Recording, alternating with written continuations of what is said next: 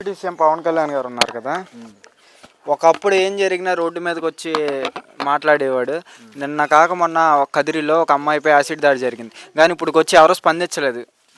దాని గురించి అది ఏంటంటే ప్రభుత్వం ఏర్పడక ముందు అనేకం ప్రతిపక్ష జగన్మోహన్ రెడ్డిని విమర్శించి ప్రభుత్వం తీసుకొచ్చుకున్నారు.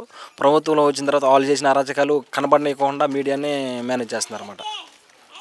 అదే ఆ రోజు ఏది జరిగినా జగన్మోహన్ రెడ్డి అని చెప్పి మాట్లాడేవాడు కదా. ఈరోజు ఏం ఊగిపోయేవాడు. ఇప్పుడు అట్లా ఊగిపోవటం ఏమవుతుంది?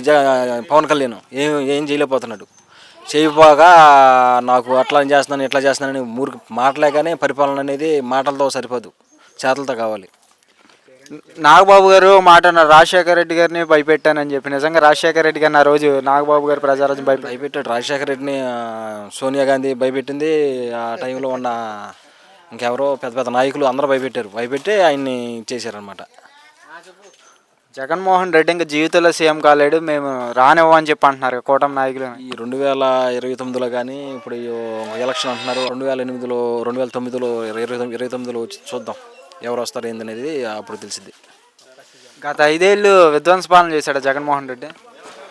పరిపాలన అంటే పేదల పరిపాలన అంటే ప్రభుత్వం నుంచి పథకాలు ఎట్లా వస్తాయి అనేది తెలిసింది జగన్మోహన్ రెడ్డి పరిపాలన గురించే తెలిసింది. అంతకుముందు ప్రభుత్వంలో ఇలా పనులు వస్తాయి, ప్రభుత్వం ద్వారా ఇలా పనులు చేసుకోవచ్చు, ప్రభుత్వం డబ్బు ప్రజలకు ఎట్లా ఖర్చు పెట్టచ్చు అనేది జగన్మోహన్ రెడ్డి నిరూపించాడు. అంతకుముందు చంద్రబాబు నాయుడు పరిపాలన అనేది